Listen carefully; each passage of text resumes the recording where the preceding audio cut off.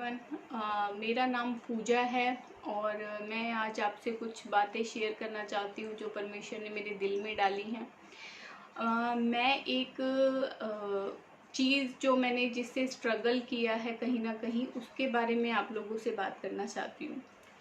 मैं बहुत ज़्यादा परमेश्वर को ढूंढने वाली थी। बहुत पहले की बात है कि मैं परमेश्वर को जानना चाहती थी कि ये परमेश्वर कौन है और कोई है भी कि नहीं। क्या कोई है परमेश्वर जिसने हमें बनाया या फिर हम ऐसे ही बन गए, क्योंकि कई लोग कहते हैं कि कोई परमेश्वर नहीं, जो दिखता नहीं वो है नहीं।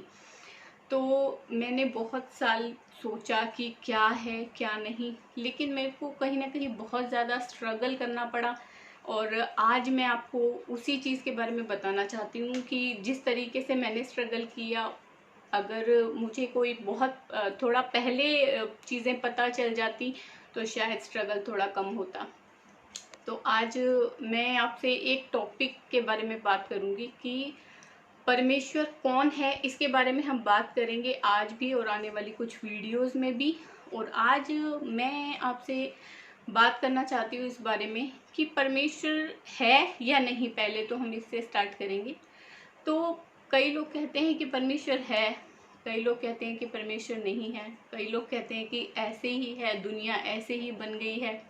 तो सबसे पहली बात तो जब तक हमें नहीं पता होती तो ठीक है, लेकिन जब एक बारी पता चल जाती है बातें तो उसको आप छुपा के नहीं रख सकते। ऐसा ही मेरे साथ भी हुआ है और जो चीज़ें मुझे पता चली हैं वो मैं आपको ज़रूर बताऊंगी। पहली बात तो परमेश्वर ज़रूर है। अगर आप हैं, आप सुन रहे हैं, मुझे देख रहे हैं, तो आप जान लीजिए कि परमेश्वर है। और कौन है, कहाँ है, कैसे है, कैसा दिखता है, कैसे बात करता है, उसके बारे में भी हम जानेंगे। तो पहली बात कि परमेश्वर है, और दूसरी चीज़ कि परमेश्वर कैसा होना चाहिए, परमेश्वर कौन होना चाहिए।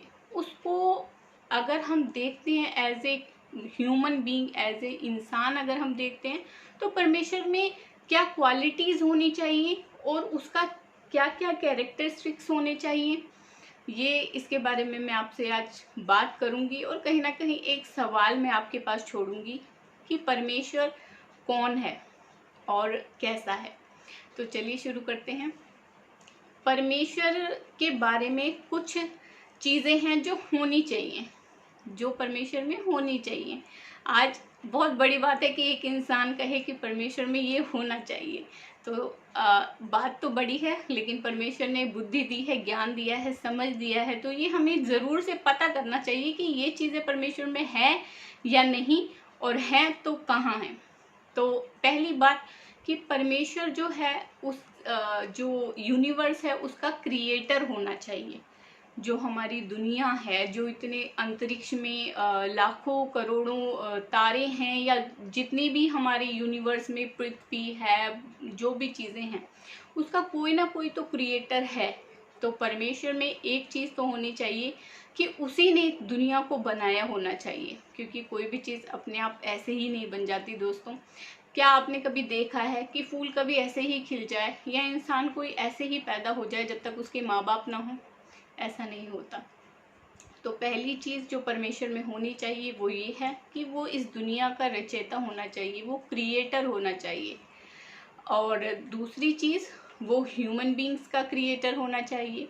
वो ऐसा परमेश्वर होना चाहिए कि जिसने बताया हो कि उसने हमें कैसे बनाया। आखिर हमें इतना तो जानने का हक है ना कि हमें कैसे बनाया गया, कैसे उन्होंने हमें बनाया।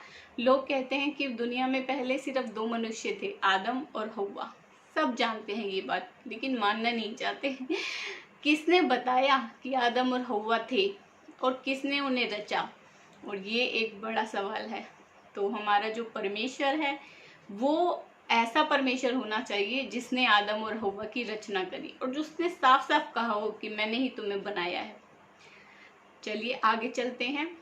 तीसरी चीज़ परमेश्वर में क्या होनी चाहिए कि परमेश्वर ने इस दुनिया के हर एक पेड़ पौधे, हर एक जीव जंतु को बनाया होना चाहिए।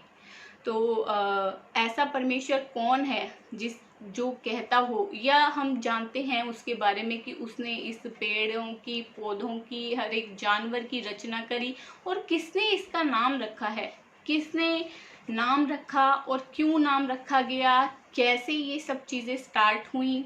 तो ये अगर जो हमें हमारा परमेश्वर है उसने अगर ये सब किया तो हमें पता होना चाहिए कि उसने क्यों किया, कैसे किया।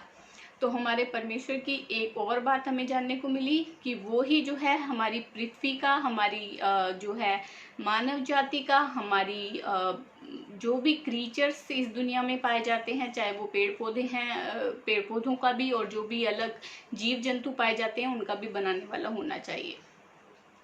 और उसके बाद में हमारा परमेश्वर जो होना चाहिए जीवित होना चाहिए। क्या आप कह सकते हैं कि हम एक जीवित परमेश्वर की आराधना करते हैं? क्योंकि इंसान तो आते और चले जाते, उनका नाम फिर मिट जाता है। जैसे हमें पता है और हम जानते भी हैं कि मनुष्य मिट्टी है और मिट्टी में ही फिर मिल जाता है, लेकिन हमारा परमेश्वर वो मिट्टी में नहीं मिल सकता, क्योंकि वो इंसान नहीं, वो तो परमेश्वर है और वो जिंदा होना चाहिए, सच्चा होना चाहिए। उसको अगर हम कहें कि वो आया और अब मर चुका है, ऐसा तो परमेश्वर नहीं हो सकता। हमेशा हमारा परमेश्वर जीवित रहने वाला होना चाहिए। तो हमारे परमेश्वर की कुछ चीज़ें जो आज हमने सीखी वो क्या हैं? परमेश्वर है, और अगर नहीं होता तो शायद आज हम भी नहीं होते। दूसरी चीज़ कि परमेश्वर जो है वो इस धरती का बनाने वाला, यूनिवर्स का क्रिएटर होना चाहिए। तीसरी चीज़ वो ह्यूमन बीइंग्स का, हम मनुष्यों का बनाने वाला होना चाहिए। और चौथी चीज़ वो हमारे जो जीव जंतु हैं उनका बनाने वाला होना चाहिए। और पांचवी चीज़ हमारा परमेश्वर जीवित होना चाहिए। तो दोस्तों, ये बातें आज हमने परमेश्वर के बारे में सीखी हैं कि परमेश्वर हमारा कैसा होना चाहिए। अगर आपके मन में भी ये सवाल मेरी तरह आता था कि परमेश्वर कौन है, कहाँ है, कैसा है, क्यों उसने हमें बनाया और कैसे बनाया, अगर आप भी ये चीज़ें जानना चाहते थे और आप आगे अगर आपको ये वीडियो हमारा पसंद आया तो ज़रूर इसे लाइक और शेयर कीजिएगा। कमेंट करके हमें ज़रूर बताइएगा कि आप आगे और क्या जानना चाहते हैं। तो जैसे हमें परमेश्वर अगुवाई करेगा, जैसे परमेश्वर हमें बुद्धि देगा, हम आपके लिए वैसे वीडियोस लेकर आएंगे। और अगर आप क्या इस वीडियो से रिलेटेड कोई सवाल है तो कमेंट करके हमें ज़रूर से बताइएगा। तब तक हंसते रहें, मुस्कुराते रहें, और आने वाले दिनों में हम परमेश्वर के बारे में बहुत सी चीज़ें सीखने वाले हैं। तो तैयार रहें। और आप सभी को एक बार फिर से गुड इवनिंग, गुड नाइट। आप जब भी ये वीडियो को देख रहे हैं, प्रभु आपको बहुत ऐसे आशीष दे और हम जल्द मिलेंगे। Thank you.